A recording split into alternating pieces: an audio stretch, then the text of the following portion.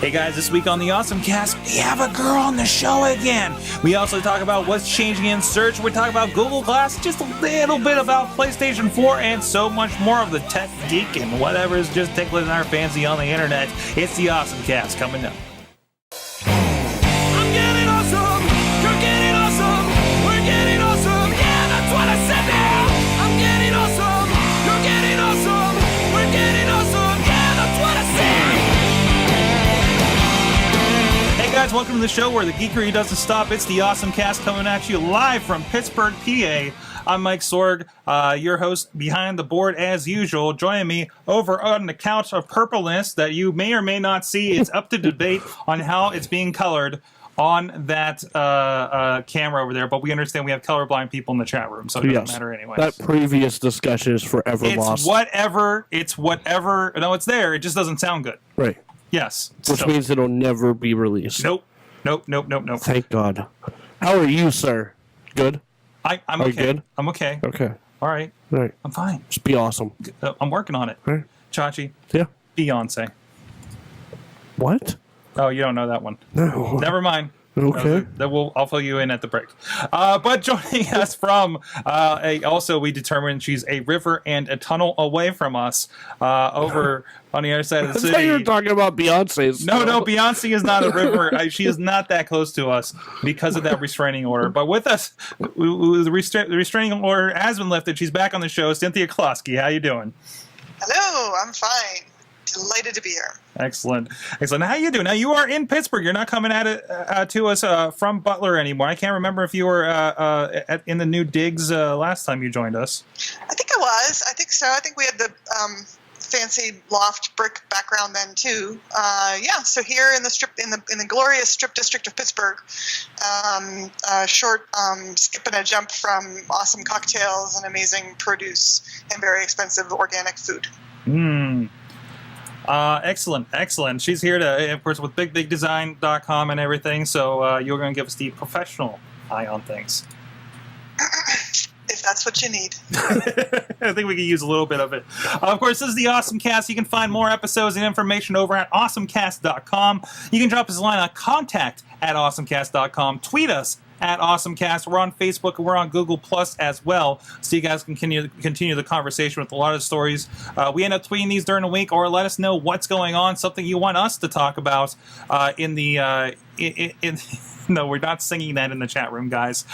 Speaking of the chat room, you can also join us here live every Tuesday at 7 p.m. Eastern Standard Time at live.sorgatronmedia.com, where the guys like Texas Anarchy, Bobby, Tony, Wheels, and John are joining us in the chat room, and they give us a little bit of feedback here and tell us when we're completely wrong, which is good. We need that sometimes. Is never. No. That's how many times you accept being wrong, Chachi. Oh. There's a difference. No, there's not. There's a difference. I am never wrong. Even when I'm wrong, I'm not wrong.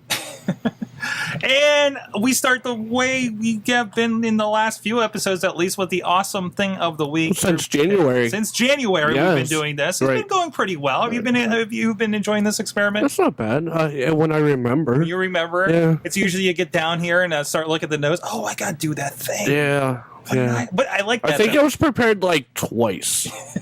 I'm glad you got away from the negativity, though. Well, you were getting mad.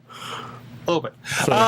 Anyways, so this is something I actually had a pretty good sit down with a friend of the show that was on here, I think late last year, Mike Munns, who that guy, if you've ever had a chance, pick that guy's brain on SEO. Holy crap, that guy's awesome with that stuff. But we were talking about a little bit of search and SEO and Google Ads. I know, terribly exciting, right? And this is something that if you're wondering, like, why should I care about Google Plus, right? Why should I make sure my company is on there? Why should I make sure my podcast is on there? Why should I make sure I'm on there, right? So, and this is something that I've heard about coming for a while, but now it's really kind of starting to get implemented a little bit more. So if you notice, like, I just searched for something real quick with This Week in Tech Network, and you notice when you start Google searching, stuff starts coming up on the right there. Now I turned off my social search, so it's not all the stuff I'm connected to as much anymore. But you see, like, we got like the page over here for Twit for them on Google Plus, so that's like a big advantage, right? They probably have that link to their website, so it pops up. But there's another little thing that's happening over here on the left, and unfortunately, I can't zoom. Like, oh, I can do this. You see over here, like, there's this page here, and we get a picture, and we get that it's by this Lisa Kensel, right? And if you notice, you can't see the link at the bottom, but it actually goes to a Google page, right? Like their personal Google page, even though it's on like the main site for Twit, but it's a post that was made on there. This is something called, and I can see if I get the term right here, author and publisher. I gotta go back to my notes. Attributions, thank you. So what's happening here is there's a little bit of code that's going in here that's telling, I'm going to see if I get the explanation right. It's telling Google, like, when I have my personal page, like, say I start, tagging all the pages, like anytime I post on my blog, anytime I post on, say insertcointobegin.com or other places I would contribute to. Even if I posted a post over on podcastpittsburgh.com, you connect that together through some webmaster finagling, and now it's basically building up a reputation for you, and the publisher, of course, connects to like a twit.tv, a podcastpittsburgh.com, a insertcointobegin.com, something like that, and it's building up this reputation. So if I start talking about all this video stuff, then it's going to say when somebody searches for video, it's going to pop me up in the rankings as somebody that must know what he's talking about in video, right? Cindy, have you been seeing much of this? I know you deal with a lot with web design and everything. Well, we're seeing the Google pages have become so much more important for local businesses, for example. It's kind of hard because they look so easy to use, and in many ways, because they're a Google thing, they can have these really long lags between when you update information like your address or your phone number or something, or when you try to claim something and when you actually get a hold of it. But the thing is that Google is like using it everywhere in all kinds of search, so you can't really ignore it. I'm unfamiliar though with what you're talking about here, and on the one hand, it sounds kind of awesome because one thing that might address is when people steal your blog posts. Yes. Because if you have said these are blog posts by me, anything on this site with my byline, or I'm not sure how it works because I haven't. This is brand new. I'm learning so much tonight. But so that would be a way to say, look, I am the real author of these posts, and this other person who's just stealing my RSS feed is not. So that's awesome. But then, how do you verify it? And could someone pretend to be you and sneak some crappy posts in there to kind of destroy your reputation? So I'm interested to know how the verification part works. Yeah. Again, like how quick does it claim it? I just started kind of adding some of these links into a couple of my posts. I've applied a couple of recommended WordPress plugins, so I don't know if there's much more setup I need to do on top of that. I'm presuming it's automatically playing these relationship links in that I just learned about, and see how they start coming up in the searches. I'm trying to be a little more diligent about using my SEO packs in WordPress and everything. So it's really, and you see in this coming because you see how many things like Google Places is now just Google Plus. Anything that has any hooks for a location ends up back to Google Plus. We've seen them kind of build this in over the last year, get more and more hooks into this. Your calendar now connects to Google Events, Yet there's still, like you say with the business stuff, there's still problems. I still have to create a page, a personal page, to connect my client's calendar into doing the events on the brand page. Is still a major issue for me. Why can't I connect that directly with the page? There's some similar issues with Facebook, but they're a lot further along with these issues of how do you get from point A to point B, and identifying the brand and the brand page and your personal page.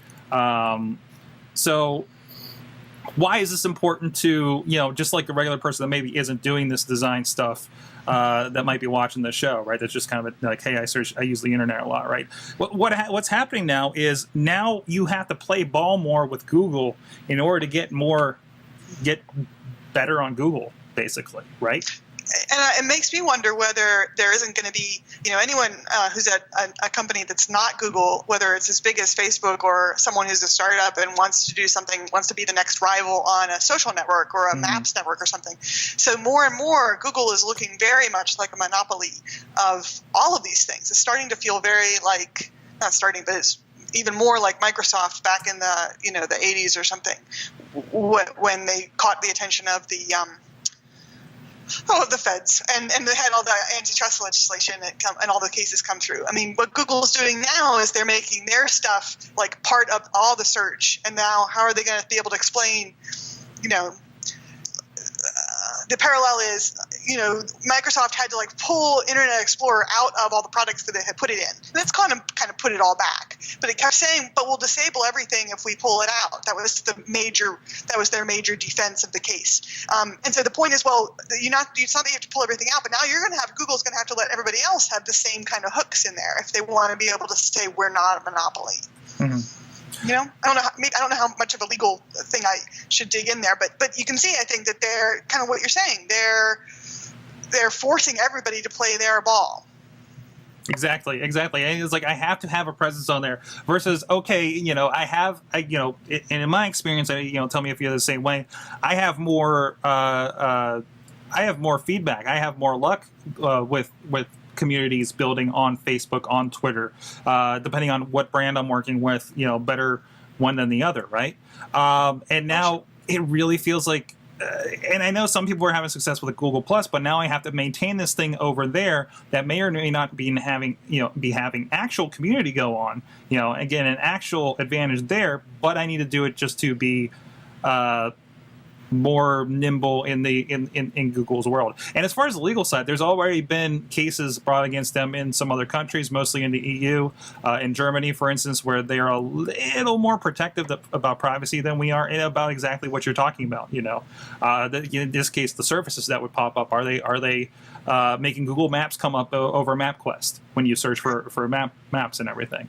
So, I mean, obviously there's things that like I search for a map and I get the, hey, here's the map. Hey, here's the location information. And here's everything else, Same thing when I look it up on the phone. They want that mind share. And they're building it all in to work together. And, whether you prefer to be in that world or not, or giving all of your information to one place. But as somebody who is willing to play ball and try to figure out what is a way that I can kind of bend search engines to my will a little bit, not as much as somebody like Mike Munz or somebody like that. That guy's like, out there trying to break stuff on purpose to get that stuff going. But I think anybody that's trying to put something, themselves on the internet at least needs to see, okay, how do I present myself so I come up on those search engines a little bit more? So. Well, and how much do I trust the results that I see? If you know how they were created, then you know whether it's not like just because Google shows it to you, it's true, Hmm. And they're not the only ones with social hooks. If you go over to Bing, I brought up, again, I searched for the same thing over on Twitter, and it has me connect to my Facebook. Kind of a similar situation where you have some personalized results. You have what's going on in your feed. People, I guess twit is probably a little too simple of a term over here, but still, that social thing is happening. It's just that somebody like Microsoft doesn't have a Facebook or a Google Plus to lean on, so they have to outsource to something like this. So, Chachi, do you have any thoughts on this? I don't. No, I didn't think really? so. I'm sorry. No, I really don't. I do what you tell me to do. Exactly. And we're having a little conversation about SEO now for the one site. So, right. Yeah, a little bit. I do what you tell me to do. Exactly. But yeah, and most people have people that will, work with them on this if they're trying to get a brand out there or something. But there's a lot of do-it-yourself. You tell me to do something, I do it. Yep. I don't ask why. Oh, my old complaining. I gotta do what now? Trust me. Well, I mean, that's every conversation we have. Mm-hmm. When you say, hey, when you do this, could you start doing A and B now instead of not doing A and B? And I go, oh, come on, man. And then what happens? Yeah, you do it. I end up doing it. And it does better. Right. And, hey, we need to set up another camera. Oh, come on. Now we got some really cool shots, right? Right. There you go. So, yeah, I may drag my feet a little bit. A little bit and pout a little bit. I do it anyhow. Yes, you do. So, What's your awesome thing of the week there, Cindy? Oh, mine is. sorry, caught you in the this drink. is something that I just ordered from Indiegogo, and right before they closed, but they've been so successful, they've reopened the Indiegogo thing. And the reason I'm mentioning is you could, if you worry about your house when you're not there, or your apartment or whatever it is, you can now control it through your phone. You can see if someone has. They got a cute little video there. You can see if someone has opened a door. You can see if they have like parents watching if their teenage kid tries to slip out. You can totally spy in your house, and all through the comfort of your iPhone. So I'm really looking forward to worrying. See, the big thing for me is every time I drive away from my house, I'm convinced that I've left my garage door open.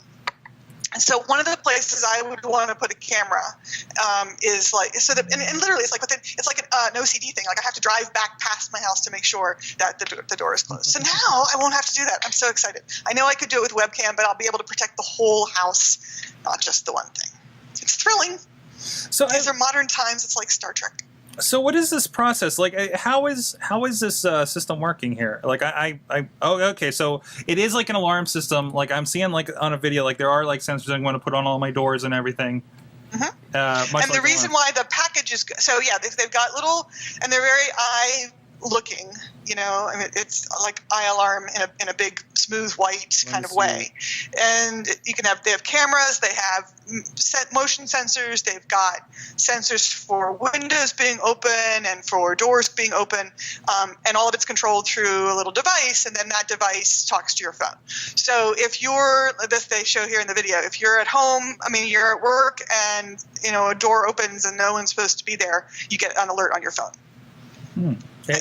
And it can at the same time call the police, or you can call the police. You can. So it's better than your basic, say, Guardian system or something, in the sense that, number one, you get alerted directly, but also you don't pay a monthly fee. You pay the fee once you buy the thing, as opposed to, again, kind of like with your phone or cable bill or something like that. You don't have to pay like a recurring monthly thing to keep it running. Because it's completely autonomous from what you would be doing. Oh yeah.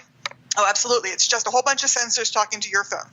Basic package for roll. And which package do you pick up? I got the $99 preferred package for early bird. Okay. Which I guess is the same package as the $129 one, but you had to buy. It said within the first 500. So I don't know why 11 people are buying the $129 one when the $99 one has the same things. So everybody here, please be smart and buy the $99 one. But so you get like enough for like an apartment or a house. And then if you have like a really big place, you would need the big one. But if you do that, then you're awesome. Awesome. Go check it out. It's on Indiegogo. And now they're done now, right?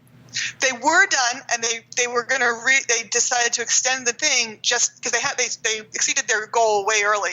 But basically they're using it as a way to kind of basically pre-sell and get the funding for the first orders until April. So you can still benefit from the same pricing, even though it's not a question at all. Excellent. Go check that out. It's the iSmartAlarm over on Indiegogo. I imagine just a quick Google search will pop that up, right? Oh, it has sure. to. Yeah, something like that.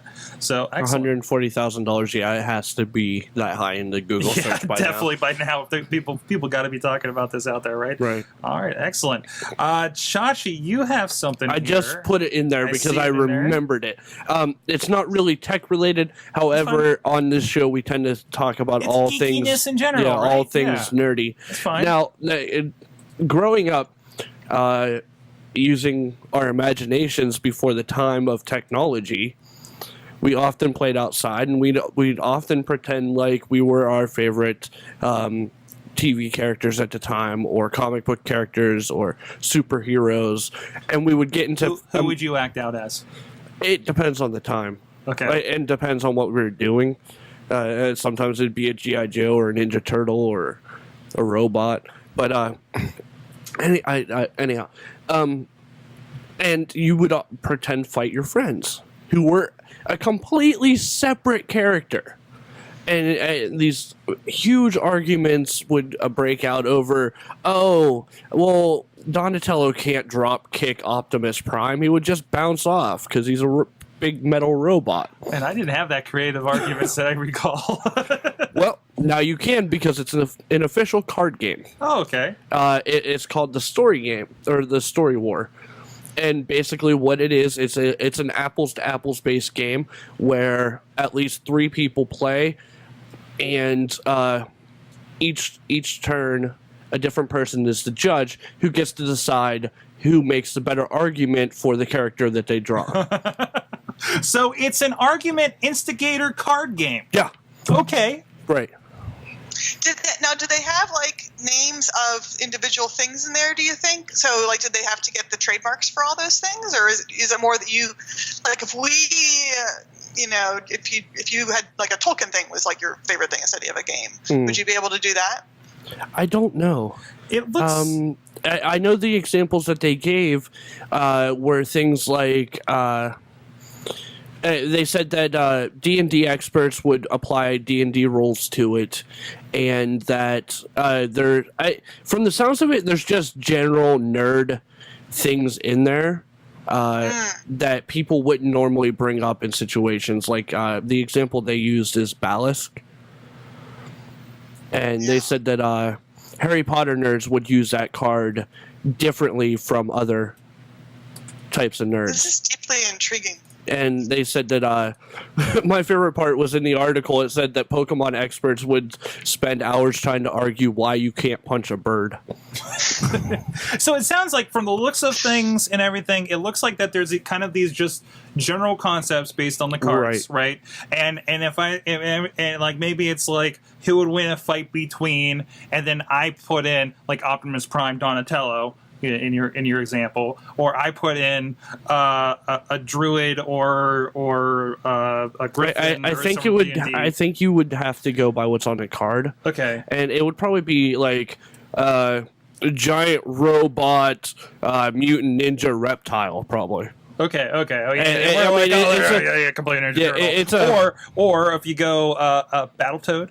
Or, it's completely interchangeable, right? Right. Because I mean, it is a Kickstarter, so I doubt that they would be, in fact, able to get the trademarks for all these characters. I think it's a similar problem. Because remember, there was that kind of like iPhone card game, wrestling game we were talking to those guys? Right. And they're like, well, the Under or the Overtaker or something like that, as opposed to something like that. So it's like general idea. Right. We can fill in the blanks. You're using your imagination to begin with a game like this. Right, so I mean, the rest of it may end up being my giant robot from outer space stuck here on this planet versus your middle-aged mutant reptile from underground. Middle-aged?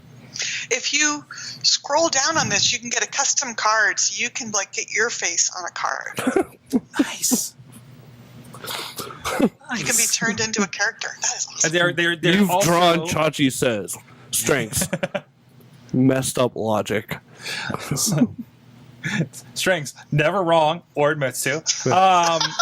For instance, and again, it's this one, the Kickstarter, already, they say easily funded. More information about it, again, is Story War over on Kickstarter.com. Mm-hmm. Excellent. And I don't have the details of it right now, but I saw a link for it earlier for another card game that's being kickstarted, where you get a character of some type, and it's not like any particular nerd character, but you get like we'll use teenager for example. You get a teenager, and you draw one upside and one downside to the character. Like you would draw a card that says able to lift super heavy objects, and then the downside card would be like the example they had on the webpage was can only see 3 seconds at a time. and then you have battles that way. I'll have to tweet AwesomeCast a link to the game. 1001, 1002, 1003. So you have to get to the thing, grab hold of it, and start lifting. Before you can't see. This sounds You like can fun. still keep lifting while you can't see. But Well, yeah. We're gonna have to keep an eye on this one. Yeah. So, all right. We were asked before the show, interesting enough, if this was going to be a Google Glass or PS4 heavy show. Well, let's cover PS4 first. Let's get that out of the way. Didn't announce. Wait. Let's comment as much of valuable information that we actually got. Winter 2013. And we're done. Okay. No, there's one interesting thing out of this. If they pull it off, I think it'll be cool. I missed the first half, so by the time I got it, it was just like, come on. oh, I really? liked my Another? explanation. Yeah, I like your explanation. I did. But no, seriously. And as one thing that you were talking about before, and we've talked about, I think, on the show before, that you're interested in, the idea that there's a share button on the controllers, which we saw the controllers. That is the only thing that has me intrigued about it. However, if PlayStation has it, Yeah. Xbox will do it 10 times I think better. the only difference is because everything they explained is like, I can do that on OnLive. Uh-huh. And it's like, oh, this is all that stuff they bought with Gaikai. Right. Which is basically the OnLive thing, right? Which is, for those who don't know, it's basically playing video games on a server somewhere else, not on your local machine. And that's where I think a lot of these ideas of like you start playing as the game is downloading, it downloads the part first that you're going to play. So those are some pretty cool concepts. Let's see how they execute it otherwise. Right. All it does is push towards cloud-based gaming that all of these systems want to go to because it cuts cost on having a drive in the system. Exactly. But I think the other even bigger news coming from Mr. Garza there in the chat room is the PS4 is the death of the select and start buttons. That means the greatest cheat code of all time is gone now. Pour one out, guys. Yeah. Are you a gamer there, Cindy? I have been in my past. They keep coming out with the new things. I got tired of buying them. So That's You maybe just in have- the cloud world. I'll come back to it. I don't know. You just have to pick one. That's the secret nowadays. yeah. You pick one that you seem to like the best, and that's the one you concentrate on. You hold out. Here's another issue though and maybe this is a personal thing for me. I don't know if anyone else experiences this, but for example, when I was in graduate school, I got hooked on Tomb Raider. So that gives you several pieces of data right there. Anyway, so I got hooked on Tomb Raider, and during spring break of graduate school, when I was supposed to be writing my thesis that would allow me to graduate and move on in life, I played so much Tomb Raider I got blisters on my fingers. I mean, that's all that I did. I would stay up all night. You know, it's a great avoidance mechanism. So the real reason may be just that, I need a Gamers Anonymous kind of a situation. Yeah, that If happens. it's not there, you won't be tempted to do things like that. Out of sight, out of mind. Yeah, That's gotcha. a problem. That's fair enough. I can't help you with that problem. Nope. But if you're interested in helping that along, you can tune in to Let's it's a Play help- here in about it's- an hour. Yeah, all I can say is that it's probably the healthiest addiction. That's probably true. That's the only. I running mean, is bad in many ways. You know, screw up all your well, joints. right. But I mean, it's not like getting addicted to gambling where you're going to lose all your money, or getting addicted to drugs. As long as you're not addicted to buying digital donuts on Simpsons Tapped Out. Yes, I guess.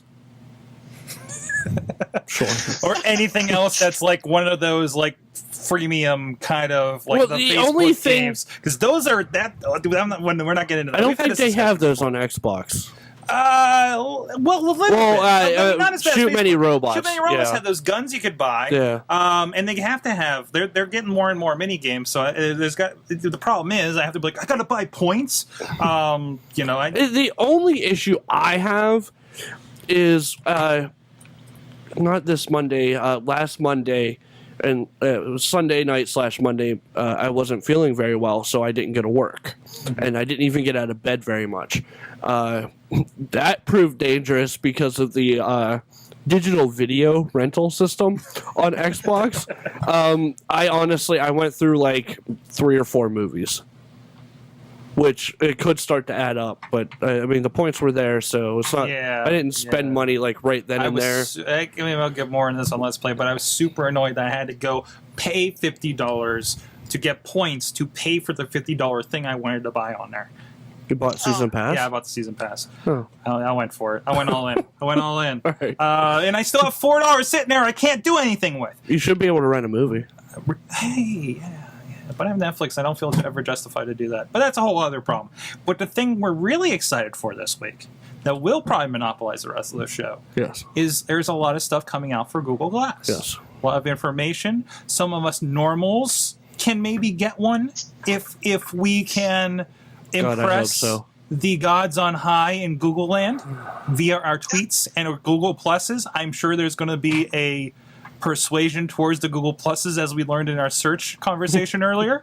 What's the Twitter handle for that? Get Glass, isn't it? I don't know. I have so many articles for Google Glass right now. Dear No, okay. Get Glass. No, it's like hashtag Get Glass. But no, in here I'll try to bring up the article so I can get the information in front of me. But mid last week, I think it was, they released a program where the rest of us can get a Google Glass. You can go on, I believe it was Google Plus or Twitter with the hashtag Get Glass, probably because they don't like Facebook and or they don't support hashtags yet. Here it is, Explorer Edition. Explorer Edition, not Developer Edition, is what you would be getting. Let's see if we can bring it up here. That's interesting. That it's not the same. That there's more than one version. Yeah. It is. So here's what we got here. So yeah, Google it expands the Glass pre-orders to create, quote, creative individuals with hashtag If I Had Glass. Too late. I used Get Glass. So, and they have a whole thing how to apply. Application must be 50 words or yes. Glass must have the hashtag. It can include up to 5 photos with your application. So, of course, we've been putting out what we put out. But they don't give it to you. It's still going to cost you $1,500 if you get accepted. Oh, well, I thought they were giving it to me. No. That's not fair. I think this is a brilliant marketing tactic on Google's part. I mean, Google should just give it to me. The fact that they're charging you for it has probably doubled the number of articles about it. You know what I mean? Yeah. The fact that you're not just being granted it, but you have to pay for it too. All those outraged people and all those people thinking it's clever. That's just extra. That's like meta. It's meta marketing. Exactly. Now, with that, we have seen some. I saw some videos. With Josh Closkey, who was at the Google offices in New York trying it out. And that was more kind of his reaction and talking about it. There's actually a video that's been going around I got over here on Ars Technica that's actually more of what it's going to look like. And from people like Topolsky up on The Verge and maybe It'll Play, they're saying, yeah, this is pretty much what the experience is like. And we see, if you're not on a video, basically,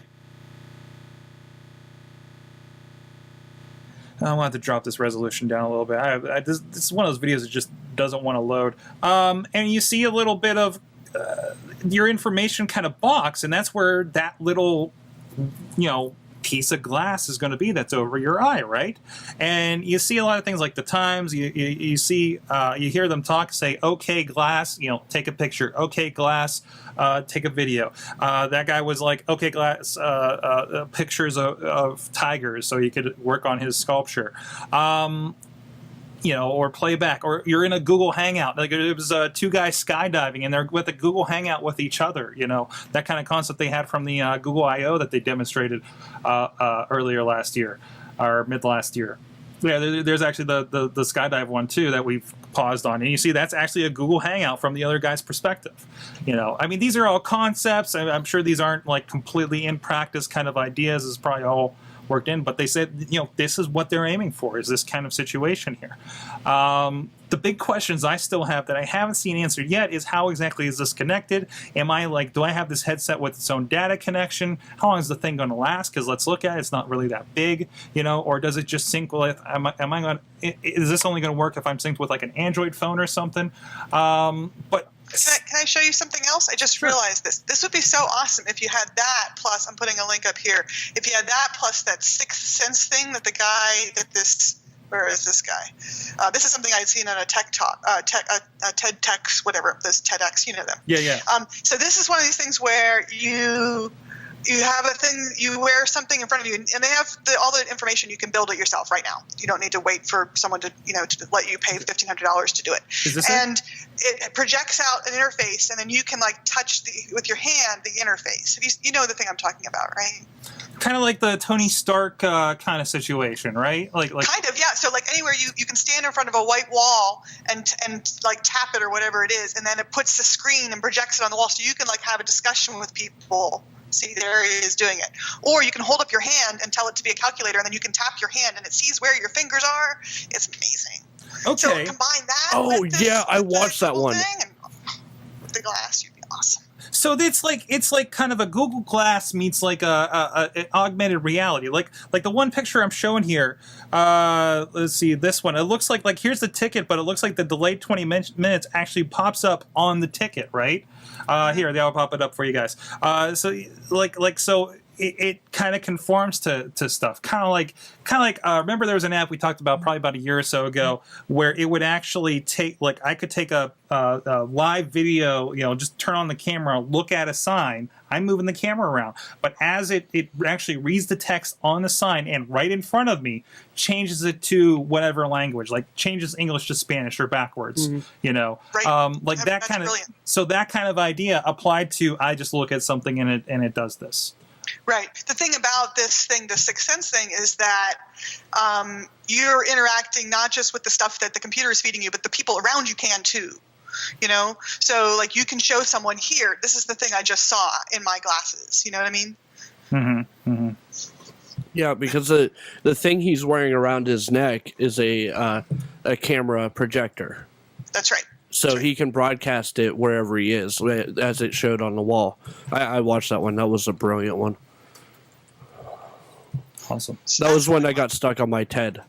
And if you're looking for that, I did just tweet that out. So if you look here on Tuesday night, that's awesome. I want to actually bookmark that so I can check out the video later. Yeah. We should build one because they have the instructions on like GitHub or something. Ooh. Build one. Build your own. But it looks like it's a little more to it than what Google Glass is doing.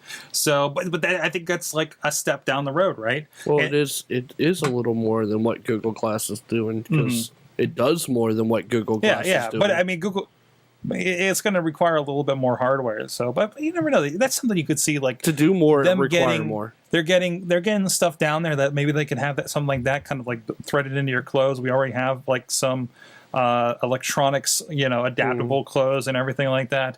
I saw a new T-shirt on Think Geek today. Yeah, that's a washable UV write shirt. So you use like a UV marker and you write on it, and whenever you go under like black light or like special lighting, it'll show what you've written or drawn on it, and then it goes away when you wash it. So you just get a fresh shirt every time you. That's a far cry from the Wi-Fi signal shirts that I've seen on it's just as cool. No, it's cool. Hey, it's cool. I'm just saying, technology-wise, that's oh really up the stuff. Thing. As a Wi-Fi indicator on your shirt, I think it's a little more involved, isn't it? Same price. Same price. Yeah. Oh, that's the curve. That's the technology curve. The shirt technology that we see on ThinkGeek and the interesting things they do with that, right? Other stuff along with the Google Glass, they are looking to apparently pair with some partners to like designer lenses and such for glasses wearers. Because that's a big question. What do us glasses wearers do with this thing?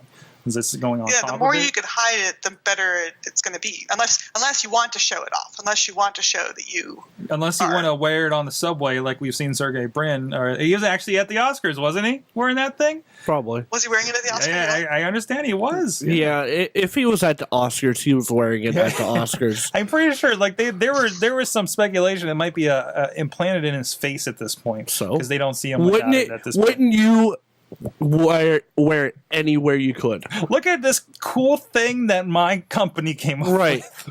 I will wear this everywhere. Right. I definitely would. He goes to Which will be the first movie that it shows up in? That's the question. Now, I was actually thinking about that today because it's going to be the next Mission Impossible. I mean, look at how many freaking Windows 8 tablets I'm seeing on TV lately. Oh my god. It'll be the next Mission It'll be next Impossible. to Mission Impossible already has stuff like that. It's I not, was going to say, I think that Mission Impossible has gone beyond it now. yeah. It's not impossible if I can pick it up on a Twitter campaign, and $1,500. That's a little less than impossible. Now, if you have Google Glass in like 2000, there you go. So. Yeah, Google Glass next year. Oh yeah, they said they actually will be released to public by the end of the year. They're aiming for For $9,000. I don't know about that. They said it's going to be cheaper actually. I think I would hope so. Good golly. Yeah. I mean, it would be completely big, high end, like even more of a that's like a down payment on a car. Come on. What they should do is they should team up with a not a fashion designer like lens or frame company, but they should team up with a optical lens company to include it in not only the frame but integrate it completely into the lens. I can almost see that happening because I'm looking at this picture. I mean, look at the thing. I mean, you have. I mean, obviously, you need the tech. You need that. You're going to have that bulk one way or another, right? Because you have a camera into this thing.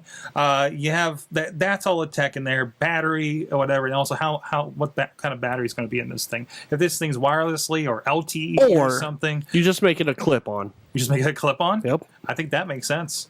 It just clips onto the side of my glasses. Sure. Then they don't have to really worry about all their partnerships and things. Right. Yeah.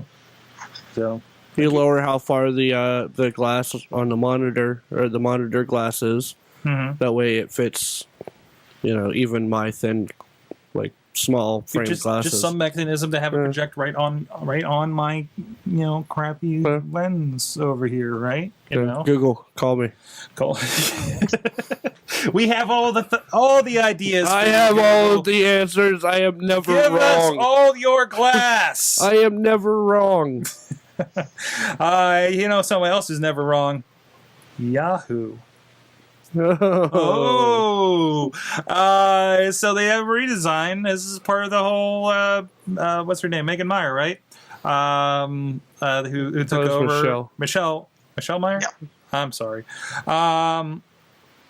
Got her last name. That's pretty good. Marissa Meyer. Marissa. We all screwed up. Ah, so close. We all screwed up. Marissa Meyer, who used to be in Google, big proponent of design over there a bit ago, is going to be the big. We've already seen changes coming with Flickr after how many years and all this stuff, and now the big redesign. Flickr was dead. No, it's there. They didn't do anything. They have that amazing new app. They released their Instagram killer app. After Instagram failed to be friends with Twitter anymore. Right around then, Flickr came up with its app that lets you do all the Instagram-y things, but for free on Flickr, and they show up in Twitter.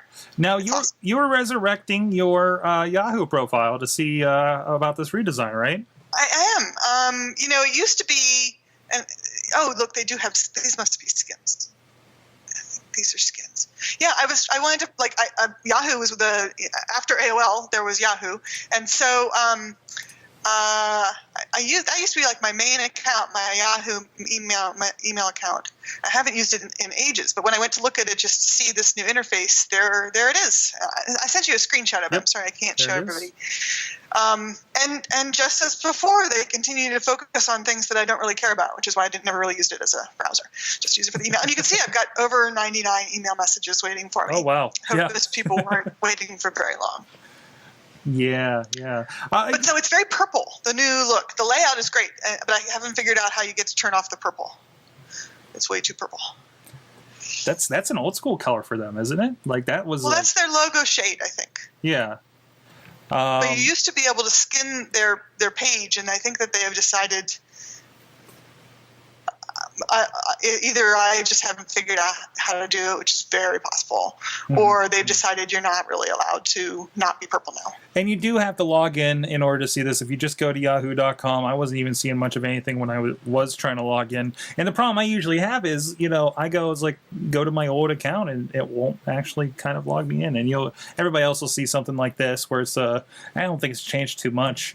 in the recent times. So I'm always surprised when I come across somebody that still uses their homepage. So see, this is actually this is kind of talking about Star Wars. So that's kind of, but it's not a profile like you have going on yet. So yeah, I don't know. Maybe they're rolling it out. Maybe I have extra cred for having been there for so long. Oh, I had to activate my profile maybe. That sounds likely. That's Yahoo. Like I'm going to use it. Anyways, what else we have here? I understand that. Oh, the Chromebook Pixel. I gotta mention this one because I have a coworker that's been using the Acer. I think it's like $250-$300 Acer Chromebook. Pretty cool. He also, although he kind of openly curses the Windows machine they have him working on, so much so I have a key drive here with Ubuntu on it, so I can boot it up and see if he likes that better when he works next week. But anyways, and I've been just kind of testing machines with it and everything, see if they're good to install, and have some bad CD drives on old computers. But the Chromebook Pixel came out. It starts at $1,300. Oh my God! For a laptop. Again, cloud-based has that's for 32 gigabytes of onboard storage. The monitor, the screen is Retina resolution, and it's a touchscreen. I expected more from Google. So if you really want to want a full sale buy into the whole Chromebook experience, bypass that MacBook Air, Chachi, and go for the Chromebook Pixel. I seriously thought Google was better than that. There's an LTE 64 gigabyte version for $1,500. Yeah. What would have made it worthwhile? What do you think? What's it missing that it needs to have? It's Google, so I was expecting a lower price point overall. Yeah. Well, yeah, that's the premium is a surprise here. Yeah. It's. I mean, the tech is all there. Yeah. It's what I expect from Google. It's the price point that they put it at that is a little shocking. Who buys a laptop that expensive? Think about that. Who buys a laptop that's going to be over $1,000? People for designers. Well, but even practically. Practically, designers, video editors, like professionals creating stuff, right? Not the misled. Not the people that can do their stuff in the cloud very easily. Right. Unless this is a play for that. Unless this is a play for we want people to make apps for something like this. So let's get a really good high-end one. Chrome isn't even optimized for the touch functionality yet. But still, I've been saying, I'd love to have a touch version of this. It definitely does not need to be $1,300. No. So I'm hoping this is a first draft. Somebody's going to get that. And they do another one that's maybe touchscreen. I mean, when I can get a Windows 8 laptop for $600 touchscreen, and granted, it doesn't have the resolution of this thing, but still, I think it's more practical. It's cloud-based. It's what? It's cloud-based. It's cloud-based, yeah, but it's got power. It's an i5 processor. They're usually Atom processors, which are a little more anemic, but you're not really doing all that much. The other weird thing, when they're doing, I was watching a review on this on The Verge. By the way, video reviews on The Verge are amazing. The sexiest videos I've ever watched for technology. If you have a file on your drive, on your local drive, which is flash, by the way, not a hard drive, it plays worse than if you're streaming off YouTube. I'm sure. For HD. What's up with that? So that was kind of weird. But I don't know, Cindy, who do you think this is for? I think this is part of some long-term plan that they've got, that they're setting a high price point and not planning to sell very many of them. And then when they don't sell, when they release the next version of it, then they'll drop the price. I think it's a positioning statement. Exactly. I don't think it's really a product at a price. I think it's like a shock and awe campaign here, right? They're just kind of Say, I'm reminded of the first iPhones, you know, when the price on those was like, whoa, people are going to pay that for a phone. And then it turned out, oh, hey, people will pay that for a phone. You know, True. I think they're testing some waters. True. I don't think they have the stat symbol process of Apple at this point, but they're making a play. It's okay. They can make a stab at it. Good luck, Google. I seriously, Well, it's not like they need the money. No, it's not. No, hence sinking all their money in Google Glass, which who knows where that'll go, right? Even then, it's not like they need the money. No. No, we just looking to ways to sell ads. You know, it'd be great if we can attach the ads to your face. Other than that, the heads of Google and the finance department were sitting around one day, and they're like, all right, so this is the line where we needed to be budget-wise. And this line over here, the one that's way above that first line, is what we actually have. So, yeah, here, go to town. Lose some money and make it look like we didn't mean to. Right. Waste this money. Well, with that, guys, we need to roll out of here. I don't even know how to switch anymore. That threw me. Google, once again, call me. Never wrong. I'll waste your money. Chachi, he's at Chachi. Chachi Plays has stuff, but it's not a lot. It's not new stuff. No. Where's your new stuff, Chachi? What have you done? What have I done? What have you done? I haven't done anything. What did you do? Oh, I posted on You did! .com. Yeah.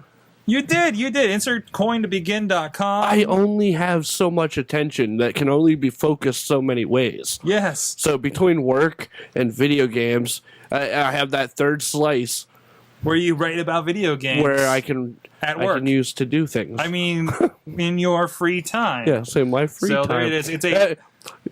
Can you go back to that? Oh yeah. I would like you to take note of that image up at the top. That is interesting. That I edited with Microsoft Paint. You know, I sent you that site, didn't I? You did. I sent you that site. You did. I sent you the site. Yep. And I scoffed and I said, replace Microsoft Paint? You're insane, sir. Oh man, no, seriously, guys, if you're like still making paint for web glasses like somebody on the couch, I've been throwing this. Tell me that image doesn't look good. It looks pretty good. Exactly. Microsoft Paint. What? 8-bit and Microsoft Paint is completely synonymous, so you're saved there. But this pixel art thing has been amazing. I'm like doing it. I'm using it for like all my low end. Like I could really use Photoshop right now, kind of stuff. But yeah, it's basically like freaking Photoshop, and I'm storing the source files like in the cloud. It's Autodesk. Did I talk about this on the show yet? No.